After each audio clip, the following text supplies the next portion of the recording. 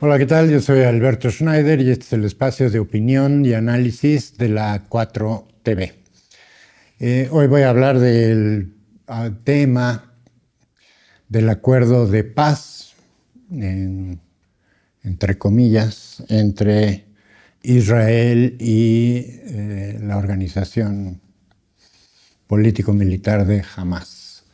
Es decir, entre Israel y la Palestina de la Franja de Gaza, porque es importante insistir en que, por un lado, está Gaza, gobernada por Hamas a partir de un proceso electoral en 2015, y el resto de la Palestina, de lo que se llama la Cisjordania o el Banco Oeste, que está, digamos, gobernado por la Autoridad Nacional Palestina, que es la que actualmente se considera como la autoridad representante de lo que podríamos llamar el Estado palestino.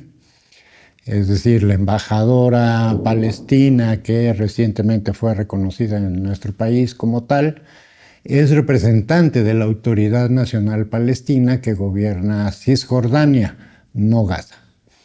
Hay ahí una dualidad de autoridades que sigue sin estar resuelta y que probablemente no se resuelva en mucho tiempo. Pero bueno, digamos, sin embargo, en principio hay un acuerdo, no es precisamente un acuerdo de paz, aunque así se haya querido presentar en el mundo entero, sino es un acuerdo de cese al fuego temporal y parcial entre Israel y Hamas.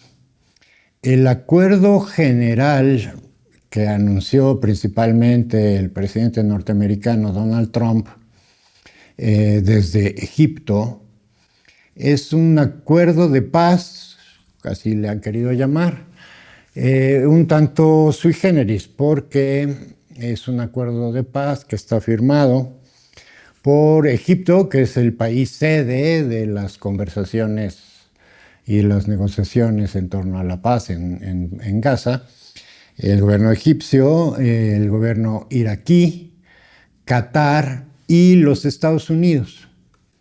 Paradójicamente, ni Israel ni Hamas firman este acuerdo. De hecho, no hubo representantes de ninguno de los dos en Egipto durante las conversaciones que condujeron a este, volvamos a entrecomillar, acuerdo de paz anunciado por Donald Trump. Finalmente, se trata más que nada de una propuesta elaborada por los Estados Unidos para, digamos, conducir hacia un posible, ahí sí, a un posible acuerdo de paz futuro. Y sin embargo, no, este acuerdo tal como está actualmente no establece realmente ninguna condición específica ni pasos específicos y concretos a seguir adelante, ni mucho menos tiene un calendario, digamos, a cumplir en los diferentes procesos que pudieran llevarse a cabo para lograr finalmente un verdadero acuerdo de paz que termine con este genocidio impuesto al pueblo palestino y en particular al pueblo gazatí. Recordemos también que Israel se ha especializado no nada más en el genocidio, sino en violar todo tipo de acuerdos de paz que ha firmado a lo largo de su existencia.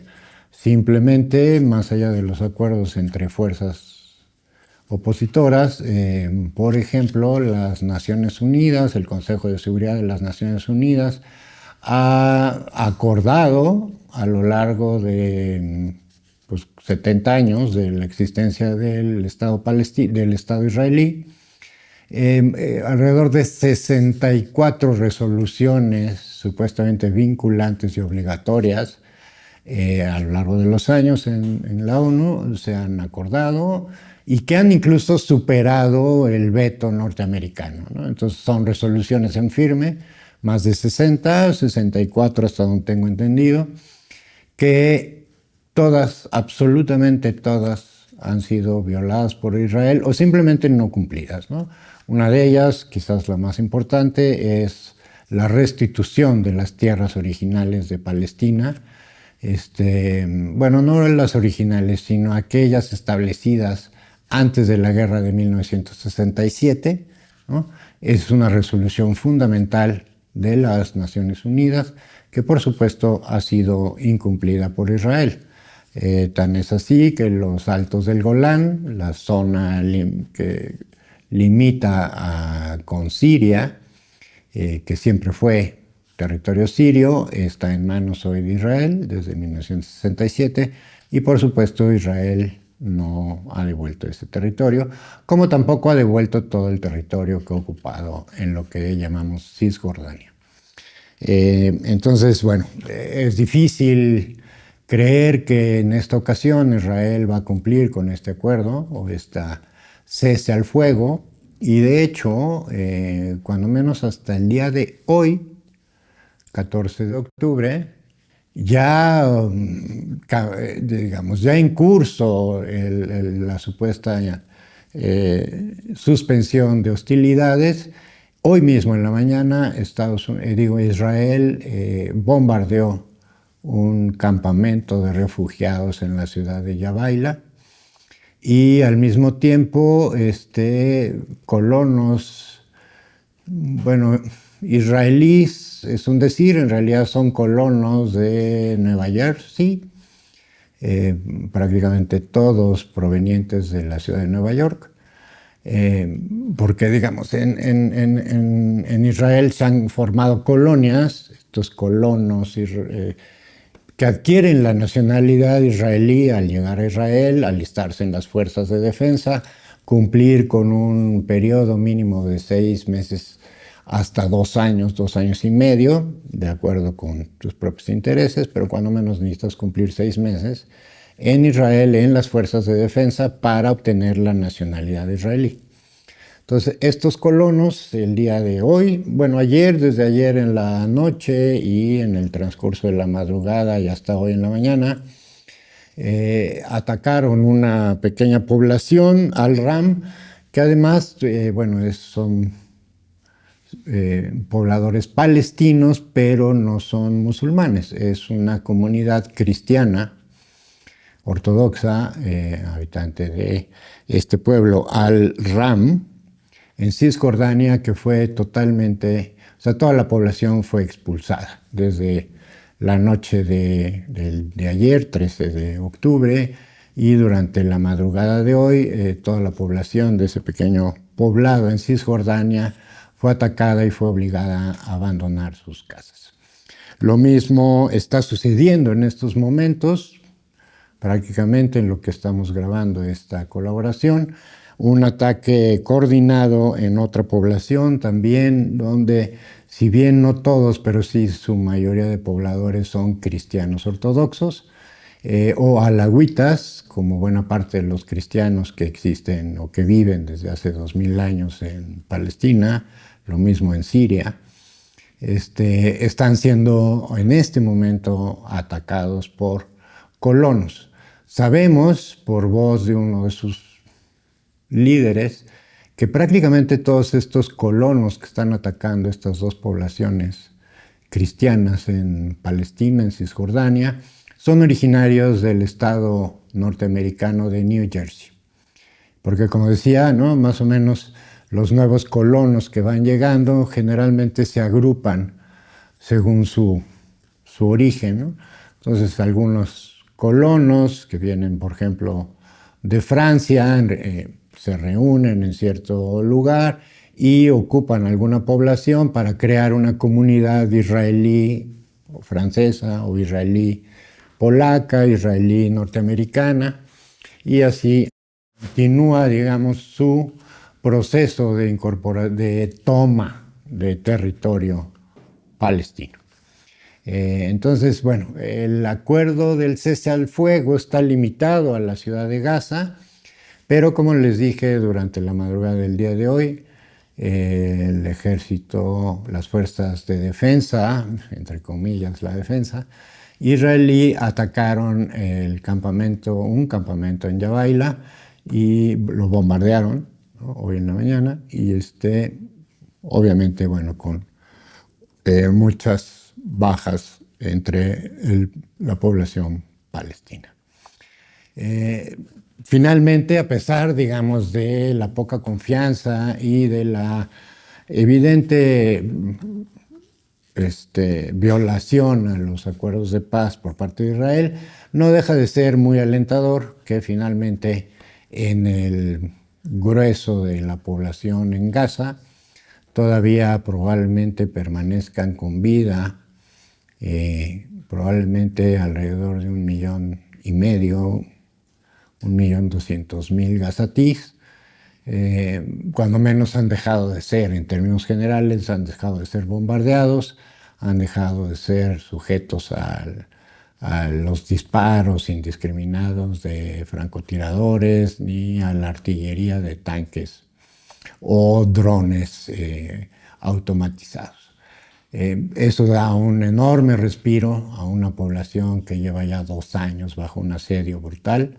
Nunca en la historia había habido una escena o una situación de guerra y de asedio a una población indefensa como lo es ahora Gaza, ¿no? Quizás pudiera ser un tanto comparable con el asedio de la Alemania nazi a la ciudad de San Petersburgo en la Segunda Guerra Mundial, cuando Alemania intenta invadir o invade la Unión Soviética, y el asedio a San Petersburgo, que duró más de 2 años, y murieron casi 4 millones entre soldados y ciudadanos rusos.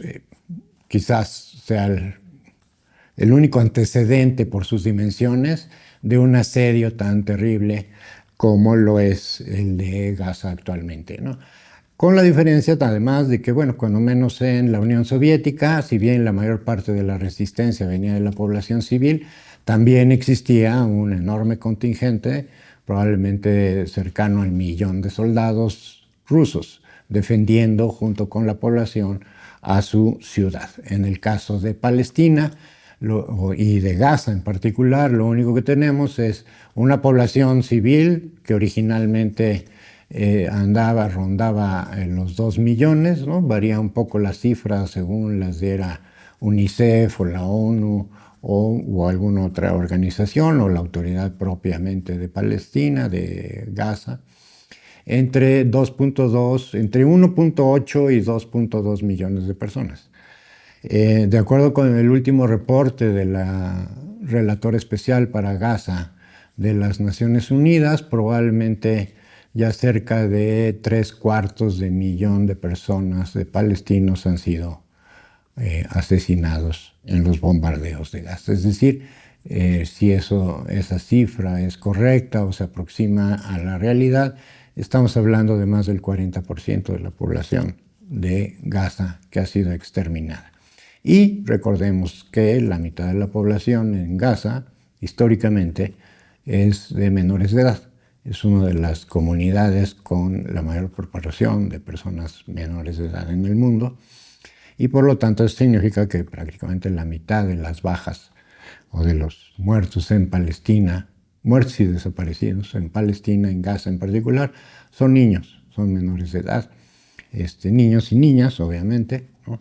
Y ahorita, en este momento, actualmente, Israel o ese territorio, Gaza, es el lugar con el mayor cementerio de niños en el mundo, es el lugar con la mayor proporción de muertes infantiles en el mundo, es el lugar con el mayor número de niños incapacitados por mutilación en el mundo. En fin, Israel, particularmente las fuerzas de defensa israelíes, el sionismo militante israelí que gobierna actualmente el Estado de Israel, se ha propuesto específicamente y de manera muy especial atacar a los niños de manera particular. Hay todo un mandato jurídico incluso y religioso, ¿no? O pseudo religioso podríamos decirle, que ordena a las fuerzas de defensa israelí ajusticiar a niños y a niñas. En teoría, o el argumento es que esos niños van a crecer y se van a convertir en terroristas y por lo tanto son una amenaza, aunque sea en potencia, pero son ya considerados una amenaza vital contra los intereses del Estado israelí. Y como dije, bueno, no es gratuito que se desconfíe absolutamente de Israel, ¿no? Como dije hoy mismo en la mañana, ya corriendo, ya lleva un par de días de este supuesto cese al fuego. Hoy mismo en la mañana las fuerzas de defensa israelí bombardearon la ciudad de Jabaila. Un campamento dentro de la ciudad de Jabaila.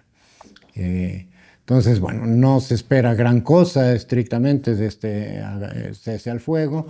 Sin embargo, pues hay que festejarlo en la medida, o agradecerlo cuando menos, y no precisamente festejarlo, agradecerlo cuando menos que por fin, después de 2 años, la población de Gaza está recibiendo un poco de ayuda humanitaria, está recibiendo algunas medicinas fundamentales e insumos médicos fundamentales para atender a todos los heridos y enfermos en Palestina, en Gaza. Sin embargo, por ejemplo, hoy en la mañana también el gobierno de Egipto elevó una propuesta ante los negociadores de paz. Recordemos que la negociación se llevó a cabo en Egipto.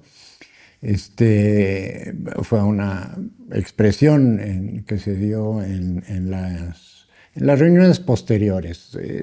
Se estima que fue hoy mismo que el gobierno egipcio presentó una queja formal porque Israel no ha permitido que entre de lleno la ayuda humanitaria desde Egipto. Y también Egipto se niega rotundamente a 2 cosas. Uno, a que la frontera quede completamente cerrada, la frontera que se ubica, la frontera con Egipto, ¿no? Donde está la ciudad de Rafah, una de las ciudades más grandes después de Gaza, es quizás la más grande de Palestina, de Gaza. Y se niega el gobierno de Egipto a que quede cerrada absolutamente la frontera, pero también se niega a otra propuesta que ha planteado Israel desde hace mucho, y es que la población de Gaza sea exiliada a Egipto, particularmente y de manera específica al desierto del Sinaí. Recordemos que el desierto de Sinaí fue ocupado por Israel en la guerra de 1967 y, bueno, gracias a los acuerdos de paz logrados en 1973, Egipto recuperó el Sinaí como tierras propias, como lo ha sido desde hace 6.000 años. Entonces, digamos, ese acuerdo de paz en 1973, recordemos, fue justamente después de la guerra del 67. Egipto logra recuperar el Sinaí completo de Israel y a partir de ahí se firma un acuerdo de paz entre Anwar el-Sadat y el gobierno de Israel, que le cuesta la vida a Anwar el-Sadat, ¿no?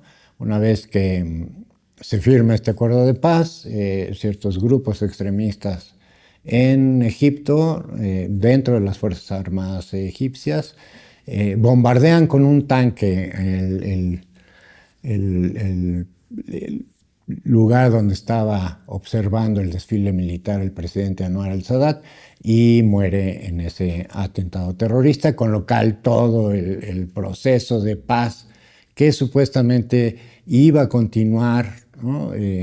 para lograr, entre otras cosas, por ejemplo, negociando con el gobierno sirio, la devolución de los Altos del Golán, en fin, y crear, digamos, condiciones un poco más favorables para la población palestina. Con el asesinato de Sadat, pues ese proceso queda completamente destruido.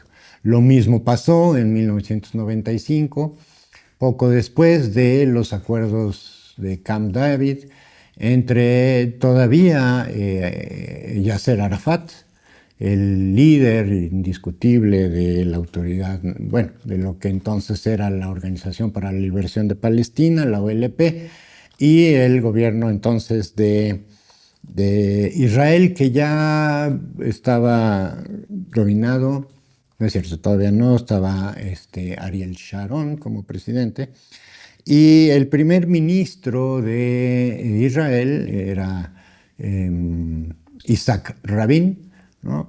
Un liberal israelí que firma la paz con Yasser Arafat en Oslo, Noruega, y unos meses después Isaac Rabin es asesinado por un miembro del partido Likud, el partido de Benjamin Netanyahu. Ese asesinato da lugar justamente al ascenso de Benjamin Netanyahu y, digamos, el partido Likud y todos estos este conglomerado de partidos que forman gobierno en Israel pues desde hace poco más de 20 años. Netanyahu, el régimen israelí es un tanto sui generis, ¿no? Netanyahu no siempre ha ganado las elecciones, sin embargo, dada la estructura de los procesos y de la formación del Estado israelí, no necesitas tener mayoría en el proceso propiamente electoral, sino en la medida en que seas capaz de integrar una coalición de gobierno, entonces puedes gobernar. Y así es como Benjamin Netanyahu ha gobernado pues, por más de 20 años al Estado israelí. Entonces, bueno, tenemos esta situación en la cual efectivamente hay un cese al fuego, la población de Gaza por fin, después de 2 años de asedio terrible, tiene un respiro. Los niños pueden salir a jugar y a distraerse un poco sin el miedo a ser bombardeados o disparados por un dron automatizado y bueno, tener un respiro. Esperemos que este respiro realmente conduzca, como supuestamente lo dijo, bueno, no como supuestamente lo dijo, porque sí lo dijo, ¿no? Como lo dijo el presidente Trump, ¿no? Que es el inicio de una paz duradera, ¿no? Yo francamente lo dudo, pero digamos, con un poco de optimismo, podríamos pensar que ojalá así sea realmente el comienzo de un proceso de paz duradera. Sin embargo, tanto el acuerdo al que llegaron Hamás e Israel por su cuenta, del cual no sabemos en qué condiciones se dio, y que fue en realidad el acuerdo que suspende las hostilidades, ¿no? Y está este acuerdo que anuncia Donald Trump con bombo y platillo, incluso viajó a Egipto, bueno, primero viajó a Israel y luego de ahí se trasladó a Egipto para presentar e informar al mundo de este acuerdo de paz, que en realidad, como les dije, pues no está firmado ni por Israel ni por Hamás, sino por Donald Trump. Entonces, y este acuerdo, si uno ve su redacción, tampoco tiene ningún objetivo claro y concreto, no tiene acciones específicas que deban ser cumplidas, no tiene un calendario de cumplimiento ni nada por el estilo, y tiene algunos puntos en los cuales pues jamás accedió, aunque sigue pendiente el tema, por ejemplo, y fundamental para Hamás, que es la creación del Estado, el reconocimiento del Estado palestino y que Hamás no entregue sus armas, ¿no? Las militantes de Hamás, los diferentes grupos de milicianos de Hamás, la principal es Al-Qassam, se niegan, y creo que con toda razón, a entregar sus armas, ¿no? Sabemos que en el momento en que entreguen sus armas serán exterminados sin ningún miramiento. Entonces, la exigencia de Hamás fue decir, bueno, regresamos a los rehenes que tenemos en nuestro poder todavía, más o menos son 40, entiendo que se liberaron hasta el momento, se han liberado a 20, y lo mismo Israel debería de liberar a los rehenes que tiene en su poder y que sea reconocido un Estado palestino y que jamás sea parte de ese Estado palestino futuro, ¿no? Son dos condiciones que de ninguna manera va a aceptar el gobierno israelí. Por algo le ha hecho la guerra tantos años a Palestina, porque nunca ha querido aceptar y mucho menos reconocer un Estado palestino. Entonces, veremos en los próximos días si efectivamente este acuerdo no se rompe con cualquier pretexto y se reanudan las hostilidades en contra de la comunidad de Gaza y Palestina, de Gaza en Palestina. Entonces, bueno, saludamos este acuerdo. Hay un intercambio ya de rehenes y Hamás ya entregó a los rehenes a los que se comprometió. Y más para tener un poco las proporciones de la situación, tengamos en cuenta que desde el 7 de octubre hasta el día de hoy, Hamás había retenido a 149, 150 soldados israelíes en sus, o sea, lo que le llamaban los rehenes, ¿no? Frente a más de 10,000 rehenes palestinos que están en cárceles militares de Israel, algunos desde hace 20 años o más. Hoy en la mañana, 14 de octubre, se liberó a uno de los presos más antiguos de Israel, 24 años en una mazmorra, era un gran líder político de Hamás y hoy se devuelve a su familia en un estado absolutamente deplorable. El señor ha perdido sus facultades mentales, está prácticamente incapacitado en términos físicos, pero bueno, al menos fue devuelto a Palestina. Dentro de esos 10,000 prisioneros, que en realidad no son prisioneros, son rehenes israelíes, como les decía, alrededor de 10,000, están prácticamente todos presos bajo una modalidad que es muy cruel porque es una detención administrativa. Entonces no hay propiamente un delito por el que se les acuse ante su sistema judicial, ¿no? Sino como en todo el territorio palestino rige la ley militar y no la ley civil, entonces ningún detenido en Palestina, ni en Gaza ni en Cisjordania, tienen derecho a la justicia común, digamos, ¿no? Sino son juzgados y son tratados bajo la ley militar, y la ley militar pues no les da ningún derecho ni de tener abogados, ni de tener un proceso normal, común, jurídico por una acusación de un delito. Son aproximadamente más de 10,000 detenidos, 10,000 rehenes palestinos en cárceles militares de Israel, ¿no? Y dentro de ellos hay cerca de 500 niños, 500 menores de edad, entre ellos niños hasta de 5 años de edad. Recientemente, hace un par de meses, fue transmitido parte de un juicio, en realidad es un interrogatorio en una corte militar, que interrogan a un niño de 10 años. El interrogatorio ante un supuesto juez militar es verdaderamente brutal en términos del acoso psicológico contra el niño, ¿no? Y eso más o menos ilustra la naturaleza del Estado israelí. Entonces, bueno, celebramos que haya un respiro para la población de Gaza. Están empezando a recibir a cuentagotas, ¿no? Leía hoy en la mañana una declaración de la relatora especial de las Naciones Unidas en las que decía que hasta el momento, digamos, hasta más o menos las 10 de la mañana del día de hoy, allá en Palestina, ¿no? Que más o menos son 11 horas aproximadamente de diferencia, solamente habían entrado 40 camiones de ayuda humanitaria a Israel.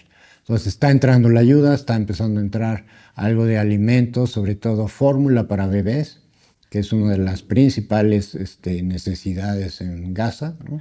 De hecho, la flotilla, Sumut flotilla y la flotilla que está navegando en este momento hacia las costas de Gaza, casi el principal producto que llevan como ayuda humanitaria es justamente fórmula láctea para bebés, porque están completamente... no hay, pues, ¿no?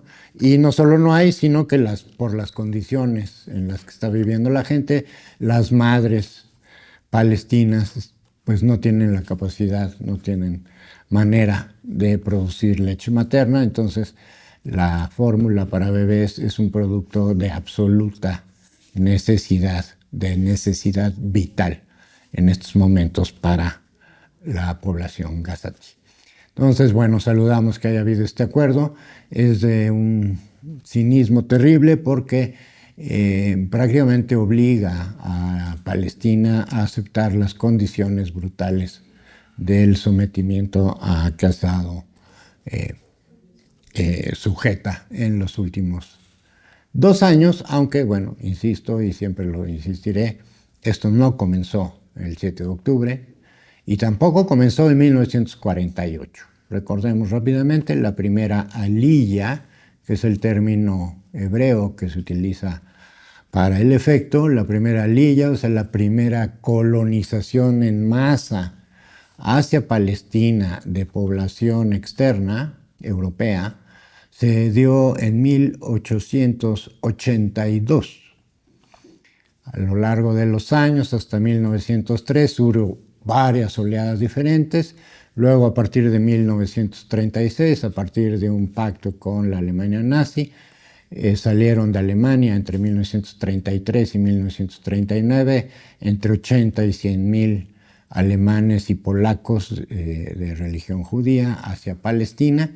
Y, digamos, durante esos años, la única diferencia que hubo con relación a la forma como se ocupó posteriormente en 1947 y 48 los territorios palestinos es que al principio se compraban las tierras, ¿no? Se compraban tanto a sus poseedores otomanos, ¿no? Turcos, ¿no? Recordemos que Palestina fue dominada por el Imperio Otomano hasta antes de la Primera Guerra Mundial, y prácticamente todas las tierras estaban en manos de ciudadanos turcos.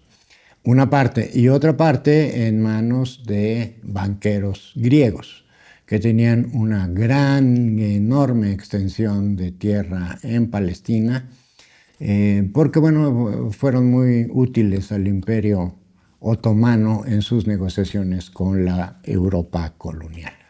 Entonces, hasta 1948, todas estas oleadas de colonización, digamos, prácticamente, digamos, no expulsaban por la fuerza o no en todos los casos, sino a través de la compra de tierras, y entonces, bueno, pues como ya eran propietarios, entonces podían expulsar a la población originaria.